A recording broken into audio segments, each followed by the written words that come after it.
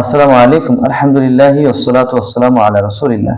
প্রচলিত আছে যে হযরত ওমর রাদিয়াল্লাহু তাআলা আনহু যেদিন ইসলাম গ্রহণ করেন সেদিন থেকে কাবা ঘরে প্রথম আযান দেওয়া শুরু হয়। এই ঘটনাটিকে আরো চটকদারভাবে বলা হয়ে থাকে আমিরুল মুমিনিন হযরত ওমর ইবনুল খাত্তাব যতদিন ইসলাম গ্রহণ করেননি ততদিন গুহা গহ্বরে আযান দেওয়া হতো।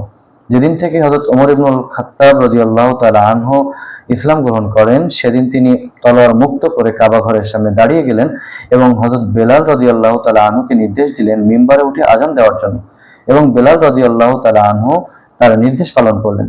বিশুদ্ধ রেওয়ায়েত এবং ঐতিহাসিক সূত্র মতে আযান দেওয়ার নির্দেশ আসে মদিনায় হিজরতের পর থেকে, অথচ হযরত ওমর ইবনুল খাত্তাব রাদিয়াল্লাহু তাআলা আনহু ইসলাম গ্রহণ করেছিলেন মক্কায় এবং ইসলামের প্রাথমিক যুগে। সুতরাং ওমর ফারুক রাদিয়াল্লাহু তাআলা আনহু ইসলাম গ্রহণের দিন মক্কায় প্রথম আযান দেওয়া এই ঘটনাটি অযৌক্তিক। আমাদের এ ধরনের অযৌক্তিক কোনো ঘটনা বলা থেকে অবশ্যই বিরত থাকা উচিত। আল্লাহ তাআলা আমাদেরকে সঠিক বিষয়টি বোঝার তৌফিক দান করেন। আসসালামু আলাইকুম ওয়া রাহমাতুল্লাহি ওয়া বারাকাতুহু।